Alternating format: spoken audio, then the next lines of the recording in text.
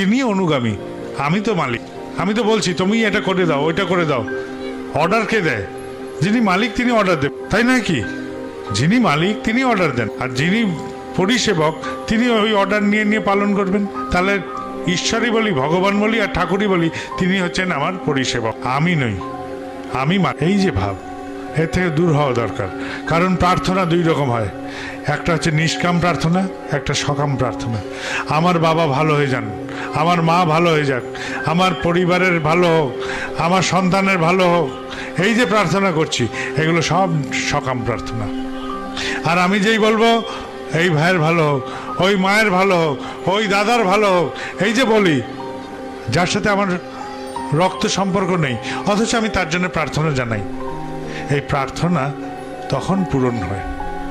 সকাম প্রার্থনা এটাকে বলে নিষ্কাম প্রার্থনা।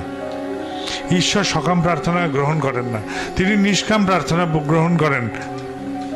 আর নিষ্কাম প্রার্থনা তখনই মঞ্জুর হয় যদি কর্ম ঠিক মতন থাকে। আমি চাষ করলাম, লাঙ্গল দিলাম, বীজ বপন করলাম, আর একজন আমার জন্য প্রার্থনা জানালো, তখন বৃষ্টি এলো। তো দৈব অনুগ্রহ এইভাবেই হয়। আমি যখন সঠিক কর্ম করি এবং আমার জন্য যদি যথাযথ প্রার্থনা করার একজন মানুষ নিষ্কাম প্রার্থনা জানায়, তাহলে আমার কর্ম প্রচেষ্টা সফল হবেই হবে, তাকে আটকানো যাবে। তাহলে আমি আমার জন্য শুধু প্রার্থনা করলে তো পূরণ হচ্ছে না।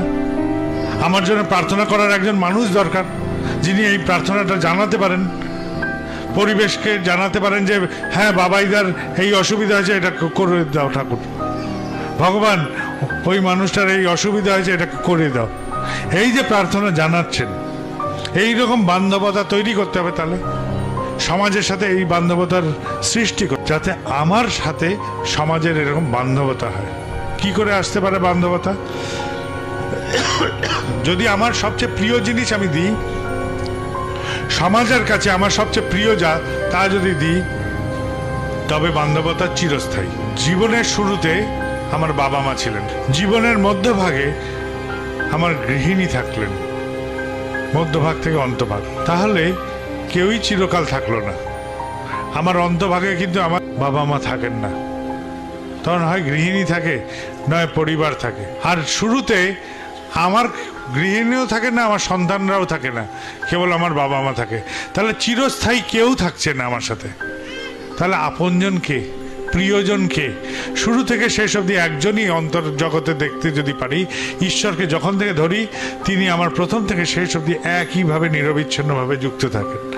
তিনি আমাকে ছেড়ে যান না, আমি তাকে ছেড়ে দিই। তিনি যদি আমার মনোজগতে বেশি আসেন, আমি ভয় পাই। কথিত আছে, রাবণকে একজন জিজ্ঞেস করছে, হে রাজন, তুমি তো সবার রূপ ধরে সীতাকে মগ্ন করতে চেষ্টা করছো, কই রামের রূপ ধরে যাচ্ছ না তো? রাবণ বলল, পাগল নাকি রে, রামের রূপ ধরে গেলে আমার সীতাকে পরস্ত্রী মনে হবে, মনে হবে অধর্ম করেছি। আমি যদি রামের রূপ নিয়ে নিই, তাহলে রামের মতন ভাবতে শুরু করে দেব, সীতাকে মনে হবে আমার পরস্ত্রী, আমার মনে হবে যে অন্যায় করেছি।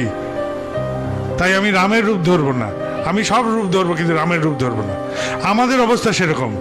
আমরা কিছুতেই ঈশ্বরকে ডাকতে চাই না, ঈশ্বর তুমি আর বেশি এগিয়েও না, আমি তোমার মতন হয়ে যাচ্ছি, আমার ভাবনা চিন্তা ওরকম হয়ে যাচ্ছে, আমি পারবো না, তুমি দূরে থাকো, একটু আমাকে প্রবৃত্তি রঞ্জিত হয়ে চলতে দাও, এইরকম ভাবনা।